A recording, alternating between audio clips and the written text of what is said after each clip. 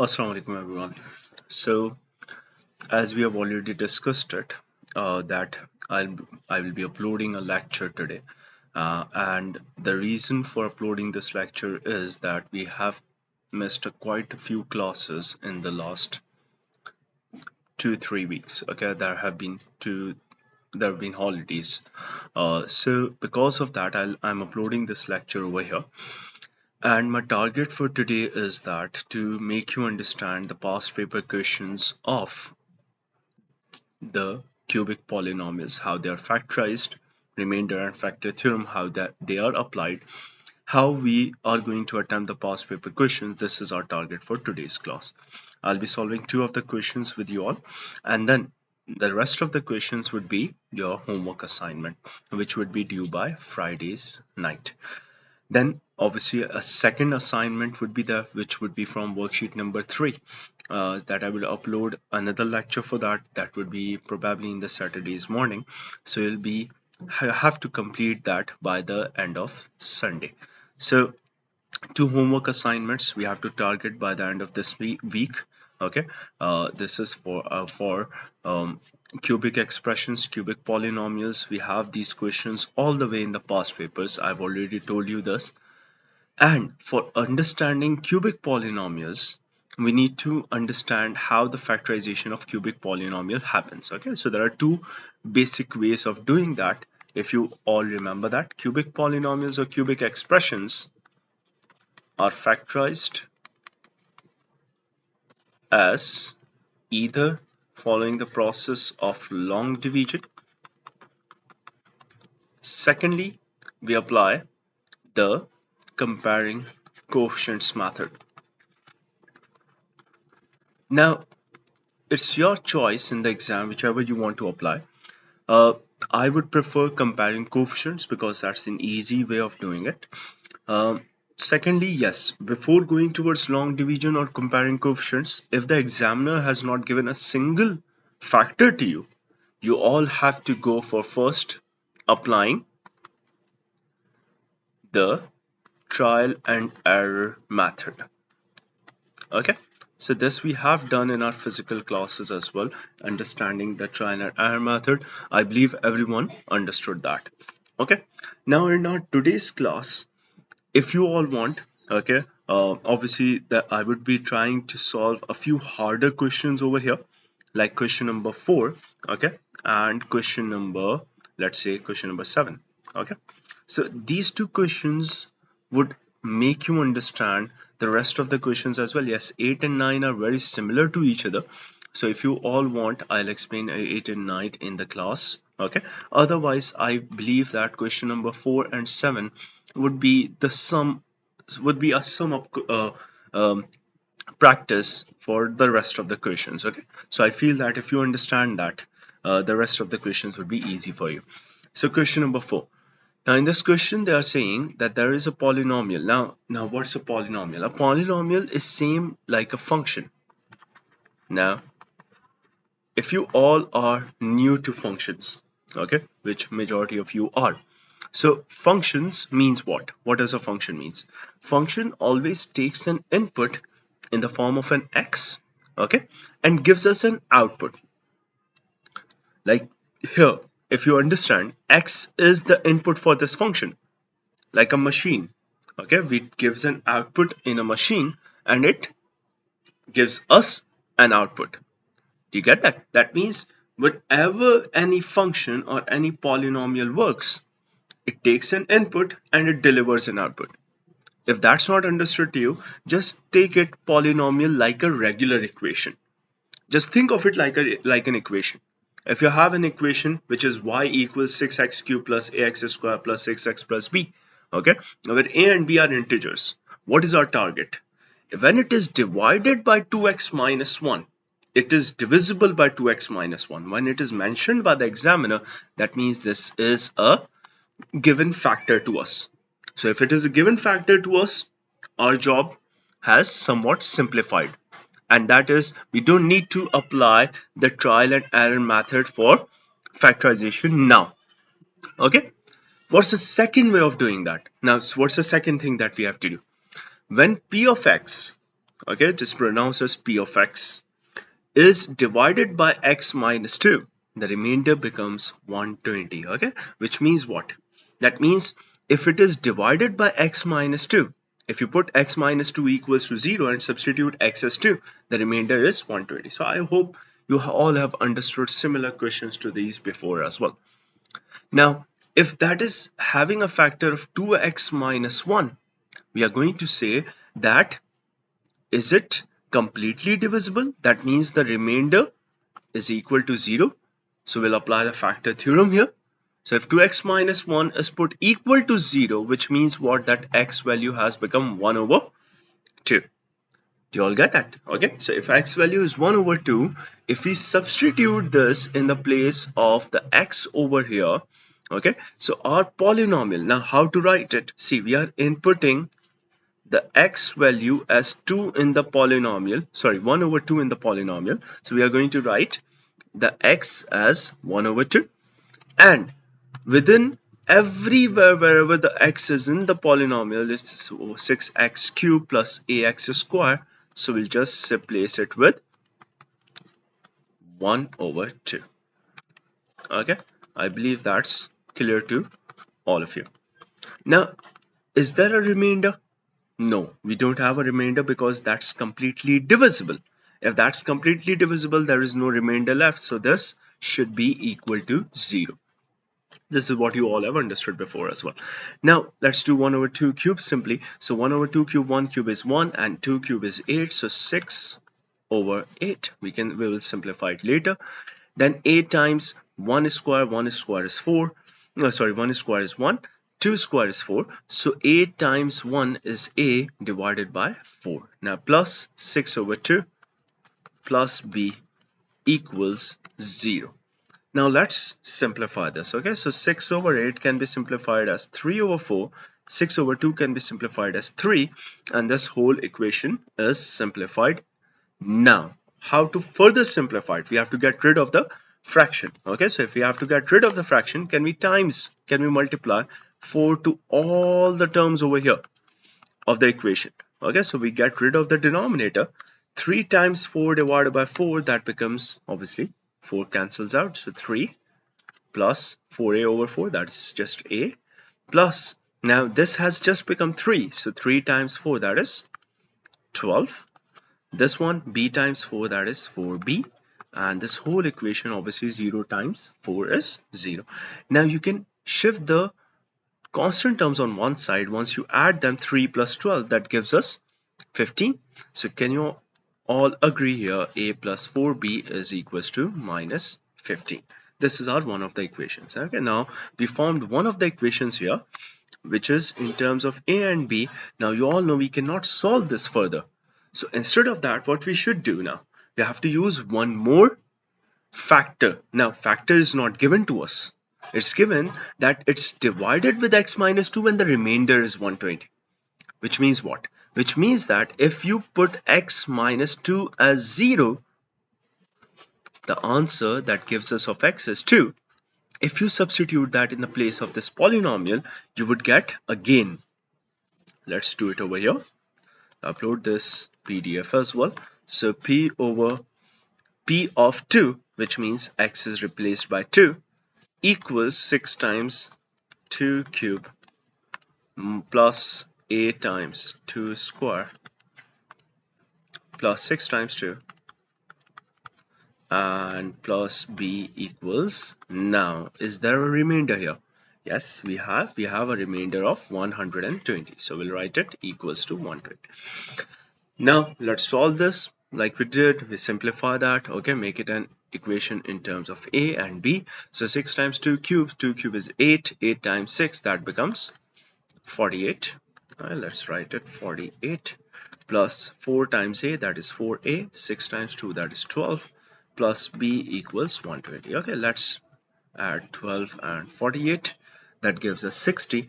So 4a plus b plus 60 equals 120. If you all understand that, we have to make an equation in terms of a and b again.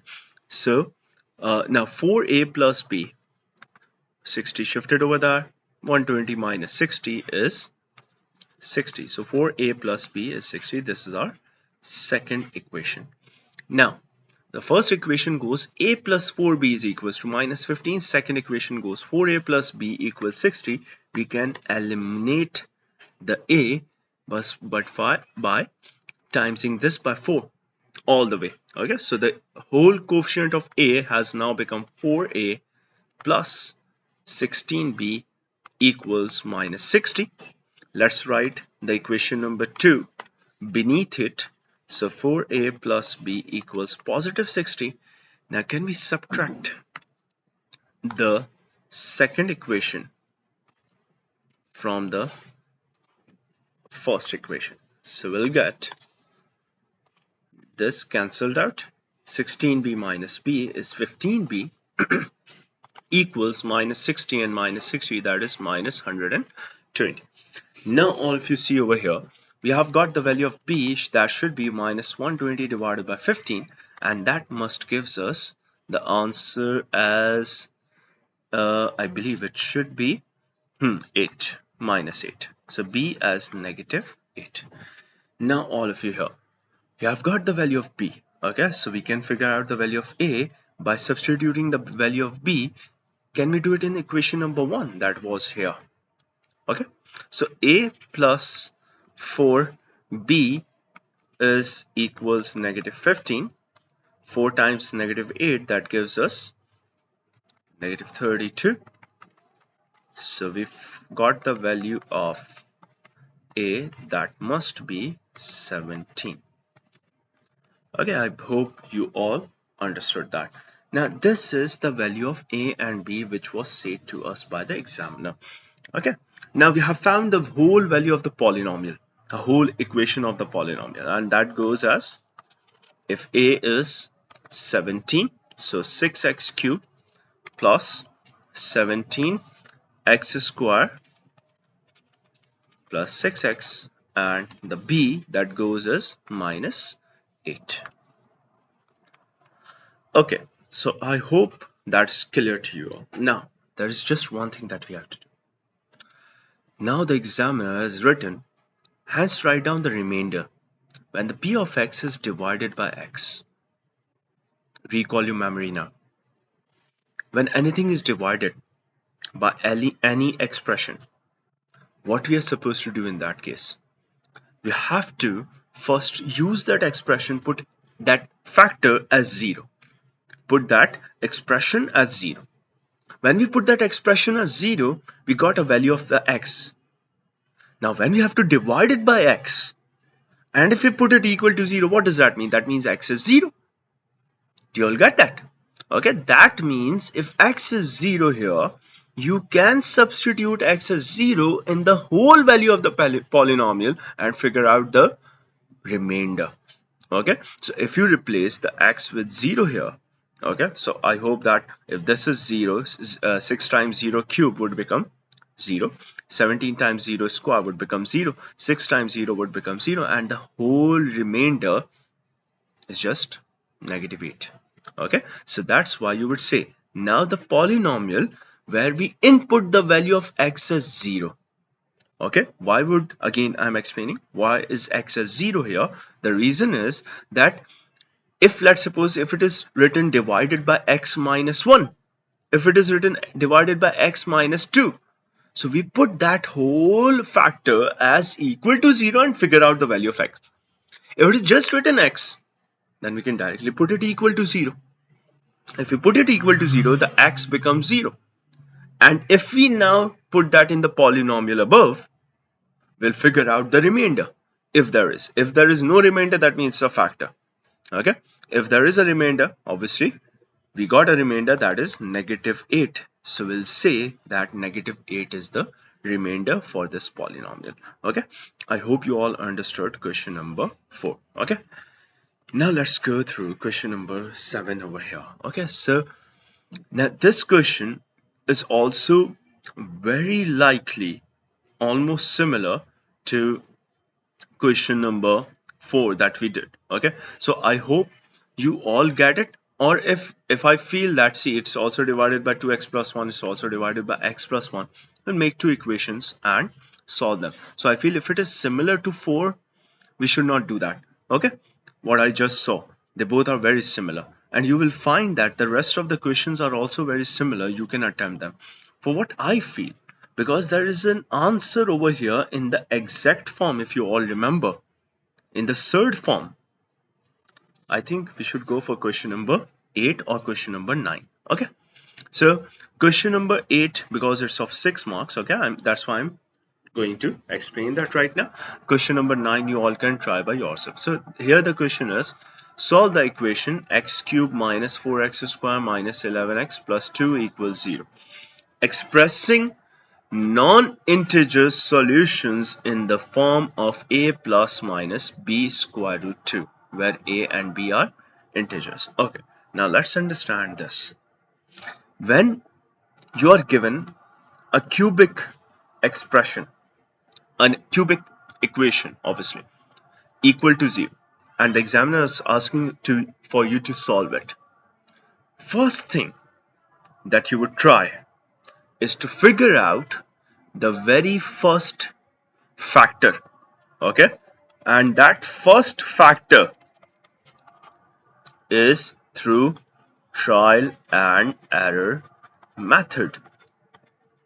Okay, second, now sometimes, yes, one more thing I have to tell you over here, sometimes the answers are also called roots.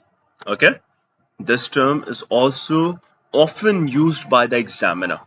Okay, so roots mean the answers as well. Like for example, if x is equals to 2 is the answer, or if x equals to 2 is the root. Okay, so we'll say that x minus 2 is the factor. Do you get that? So roots also mean the answer, roots also mean the factor. Let's understand how we can find the factors of this particular cubic expression. So let's write it over here. Okay, this is question number 8 we are doing. Okay, so question number 8, we got the cubic equation as x cube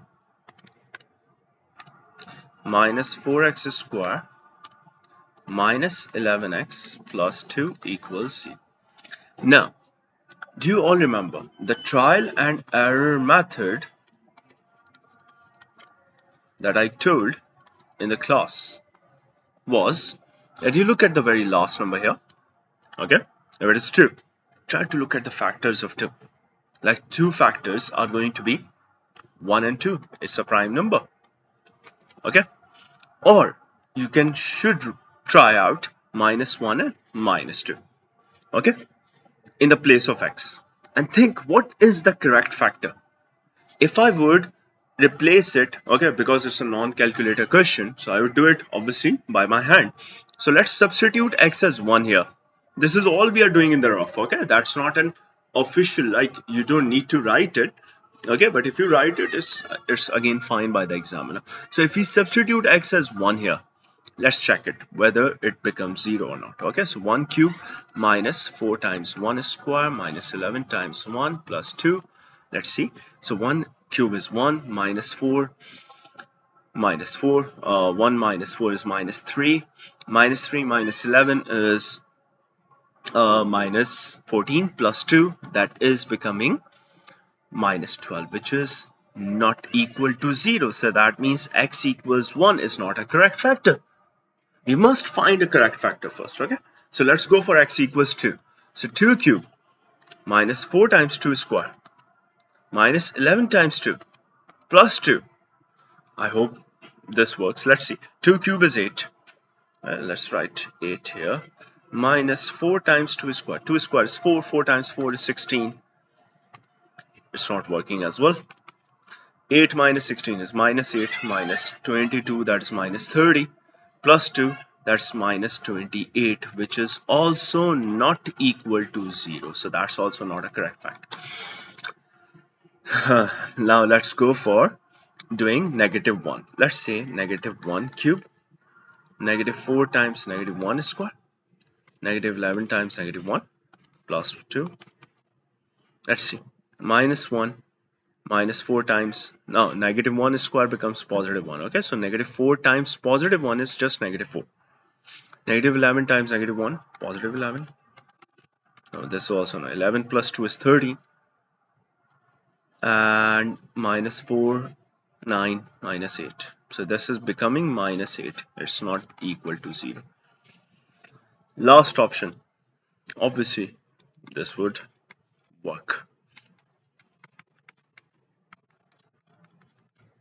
Let's see. So minus 2 cube, minus 8. Minus 4 times 7. Negative 2 square is positive 4. Positive 4 times negative 4. That should become negative 16. Negative 11 times negative 2. That is plus 22. And see, this works. Negative 8 times and negative 16 is negative 24. Plus 22 plus 2 is also 24. Which means what? Sorry, that's 24. So that means it cancels out. So this is becoming a 0.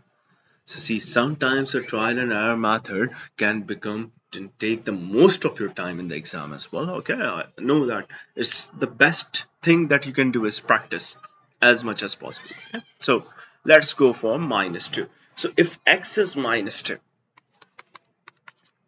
is that the factor? We'll go for x plus 2 equals 0, which is the correct expression for us, and that means that x plus 2 is completely divisible by this expression. Now, two methods follow: long division, okay, and comparing coefficients. So if you feel that long division is a little difficult, let's discuss comparing coefficients. Okay, I believe in D2, 10 D2 I have already told long division, and B2 I have told comparing coefficients. Okay, so it would be a revision for B2, and it would be a new discussion for comparing coefficients for the class D2. Okay, so now let's discuss how we do it by comparing coefficients. Now all of you, just listen this thing very carefully. We are required to solve this cubic equation, and that cubic equation is x cubed minus 4x squared minus 11x plus 2. And we figured out there is one factor of this cubic expression, which is x plus 2. Okay, now think about it.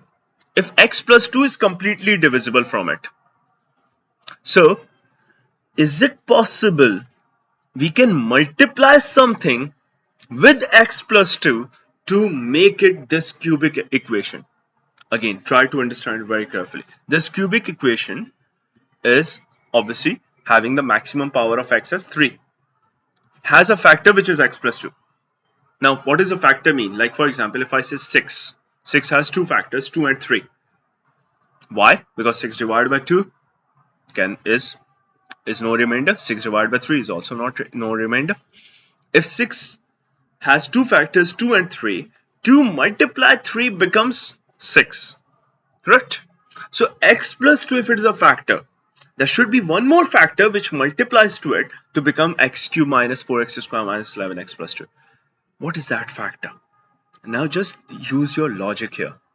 If this is a cubic expression and this is a linear factor, linear expression, what should we multiply here?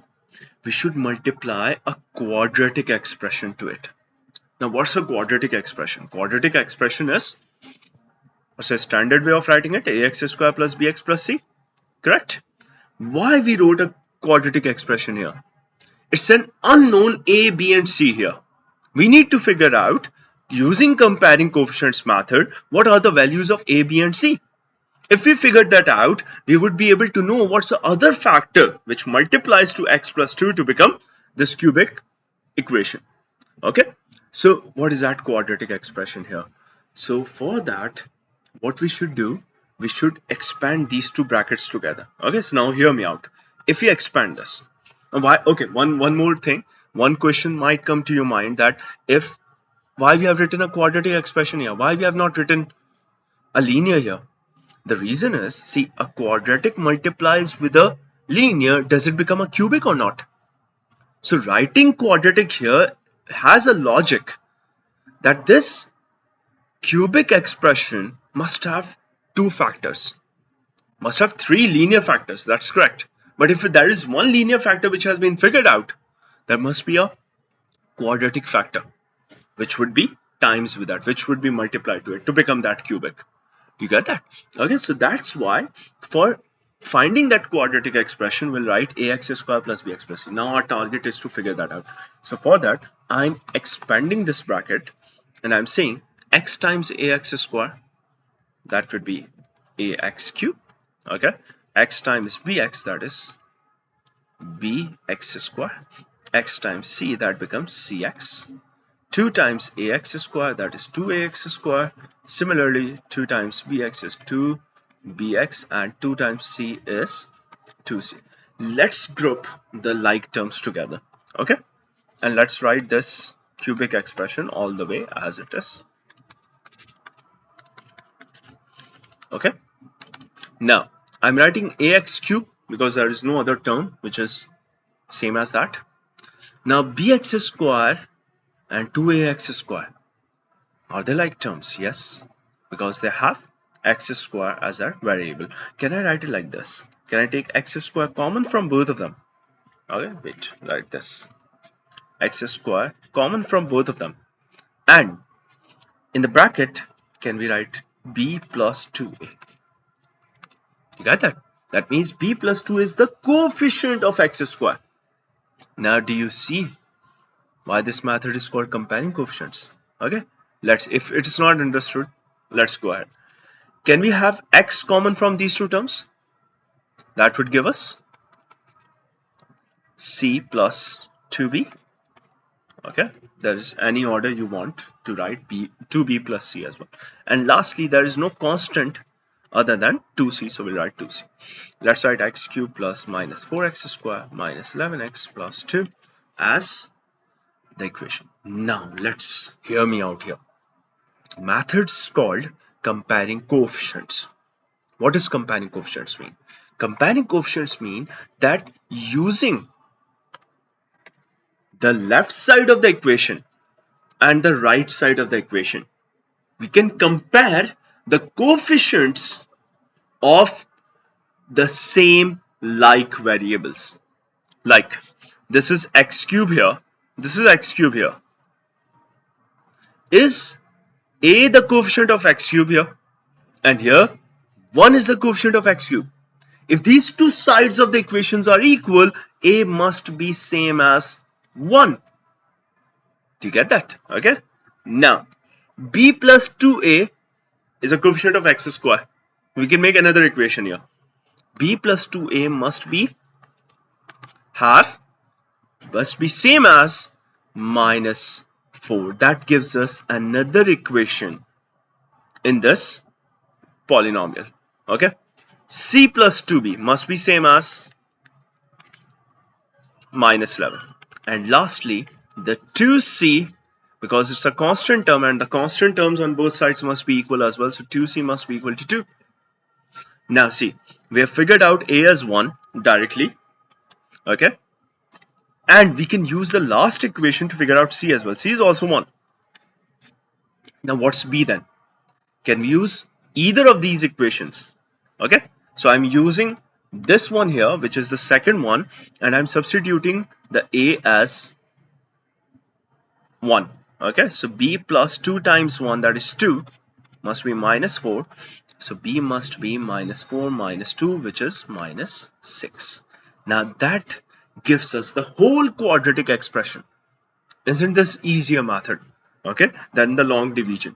So my target was to feel for D2 that you should be feeling over here that long division, you should know that, and for B2 you already know this method. Okay, so if you know this, you can have found the whole quadratic expression. Now your target is what? Okay, look, the cubic expression that was given to us in the question, x cubed minus 4x square minus 11x plus 2, that is factorized as two factors, x plus 2 and ax square plus bx plus c.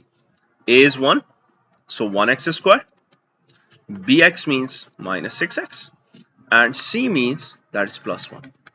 Now all of you see here, we needed to solve this cubic expression, so it's equal to 0, correct? The question said us to solve this. Solve, that means what? Obviously, we'll put both of the factors equal to 0. X plus 2 must be 0, as well as x square minus 6x plus 1 must be 0. Okay? Our job is not finished yet. X plus 2 equals 0, we already used that from the trial and error method, and we said that one of the answers of this cubic equations must be x minus 2. Second answer, x square minus 6x plus 1. We need to solve this. So either way, you apply the completing square method or the quadratic formula. I'm going for the completing square method. Okay, it's your choice, whichever you want to apply. Now for completing square method, for solving this equation, now we cannot apply, okay, this is remaining, we cannot apply factorization here. 1 times 1 is 1, correct? Okay, so 1 doesn't gives us a factor to become minus 6. It doesn't. So that's why we cannot make it minus 6 here. Now what we should do instead is go for completing square method or go for quadratic formula. So I'm going for quadratic formula, that the completing square method. So for that, what we should do you all remember the direct method? We write the variable here. Okay, then what's the half of 6? That gives us 3, and then there is negative 3 square we have to add outside with a plus 1. Okay, now let's solve this. So x minus 3 whole square minus 3 square, that's minus 9, plus 1 minus 8. Okay, now whichever way you all have done in your 10 maths, any way you want to do it, completing square method is my way of doing it. Again, you all are free to do any method you want. Can we shift the 8 over there? Okay, so 8 over there. Now can we square root that? So that would become square root of 8. X minus 3 is now equals the square root of 8. Now listen over here very carefully. Here, the thing is, examiner wants you to find the answer in this form, a plus minus b root 2. Okay, now we are getting square root 8. X minus 3 equals square root 8. The problem is that we have to make it square root 2. How we can do it? This is a surd. Now you all have not done surds, okay? But hear me out. In the maths, we need to understand surds. Surds mean those irrational numbers which you have, if you find them in the calculator, that would give you a number which is an non-repeating number, okay? And you would see that it's an unending decimal. That's called a surd, okay? But you have not done it. We can simplify that. That's in our syllabus, okay? So what is the exact answer for square root 8? What we should do? We should prime factorize it. 8 factorizes as 2, okay? That becomes 4. 2 more, 2 further ahead. So how many times you got 2? We have got 2 times 2 times. Okay, one more thing. Whenever we place a square root, we always write a plus and minus. Okay, let's write it, rest of the answer in the next page. So we got x minus 3.